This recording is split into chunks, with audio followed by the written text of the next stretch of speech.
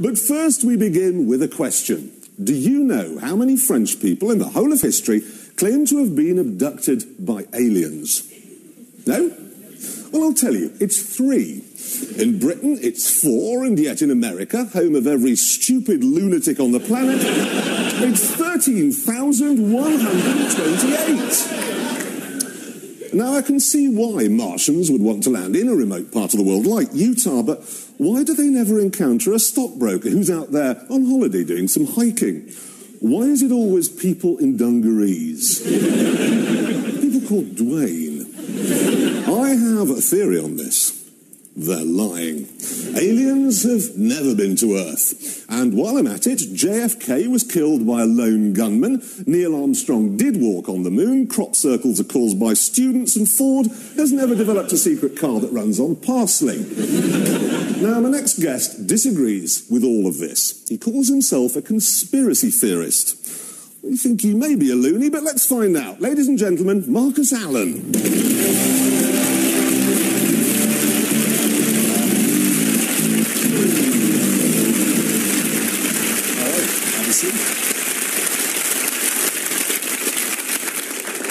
So are you going to try and convince me, then, that man hasn't walked on the moon? Yes, I am going to convince you. Well, why, principally, would they fake it? Because they couldn't get there. There was a real problem in getting a man on the moon. Yeah.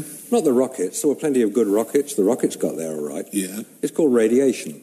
Beyond the Earth's Van Allen radiation belts, which go to about 20,000 miles, there's real radiation. The sort of radiation which we're told, if it gets through the hole in the ozone layer, is going to give us all cancer, and we'll die. But couldn't they have made radiation suits for them? They could have done, but apparently they didn't. Because if they made radiation suits for the astronauts could have lent their suits to technicians to go into Chernobyl and clear up the mess in the nuclear reactor. So I asked the manufacturer, and I said, could these suits be used to go into Chernobyl? And they said no. And I said, why? And they said, because we weren't asked to provide any radiation protection. Which seemed a bit odd. Nothing to do with the fact they didn't like the Russians and they were glad their nuclear power station.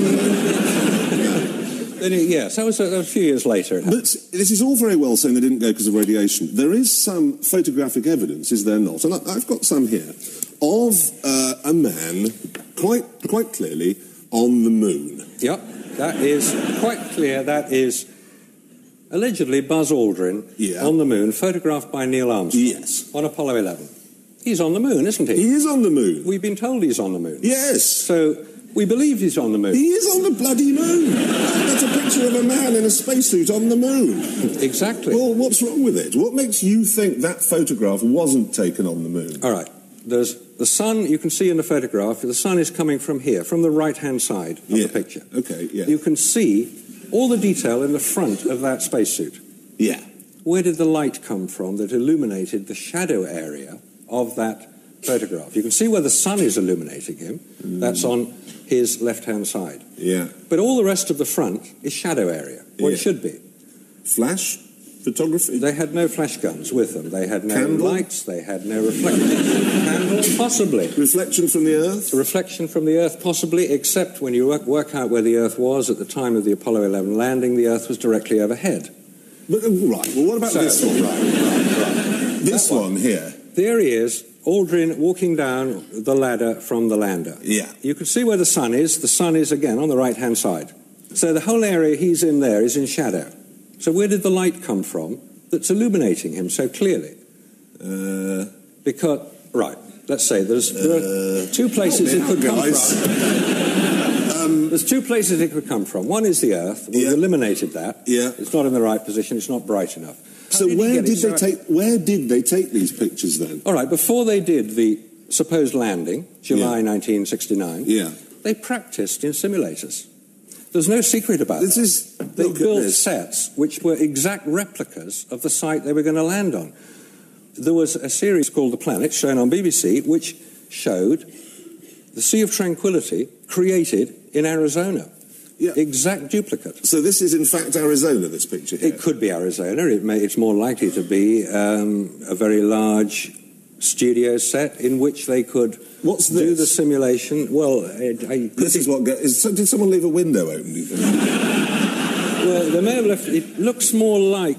I don't like to say this, but it does look rather like a spotlight. But OK, we've got the footage of, I think it's Apollo 15, taking off from the moon, OK? What is wrong with this? This is proof.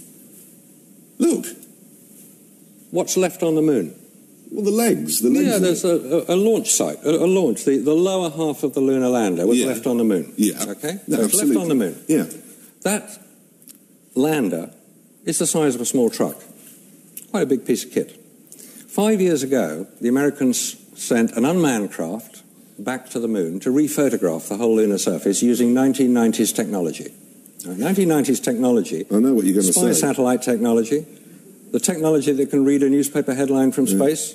If that technology was being used to rephotograph the lunar surface, I think it could have photographed one of those landers still on the surface, or one of the rovers. Yeah. I haven't seen that photograph. I've searched the internet, and if anybody can find it, I'd love to see it. Can I just throw this one into the mix, OK? Thousands of people work at NASA. Now, it's very difficult to get an American to shut up for like 5 minutes. So how did they get 30,000 NASA employees to shut up for 30 years? I mean, has no one been to a dinner party, had a few too many, and go, I'll tell you a great story, that we never went? They have. They have? They have. And then they, die in mysterious train crashes? Well, they tend to be disbelieved, because I watched the live landing. I watched the landings live on television. As did I. As did you. Yeah. As did a lot of people. Yeah. I wanted to believe that what I was seeing was the truth, was real. I wanted to believe that man landed on the moon. But let's just say they examine all the evidence to get to the moon. They examine all the difficulties, because this started with Kennedy's famous speech in May 1961. We'll land a man on the moon before the decade is out and return him safely to the Earth. Landing a man on the moon wasn't the problem. It was returning him safely to the Earth that was the problem. If they discovered at some point during that time, no, we don't think we can return them safely. We've got the radiation problems to overcome. We've got the temperature problems to overcome. We've got all the landing. We've got to do it by the end of the decade. You also got to put the whole thing in context. We're talking about the late 1960s, height of the Vietnam War, height of the Cold War, height of the space race. Russia had beaten America to just about every major objective. First Sputnik, first man, first woman, first two-man, first to the moon, 1959, first to Venus. America were nowhere. America don't have the option of coming second. Is that why NASA shot Kennedy then, which I presume you think? Kennedy was killed accidentally by one of the people in the car behind him. Oh, no. But that's not what it is. No. Ladies and gentlemen, Marcus Allen.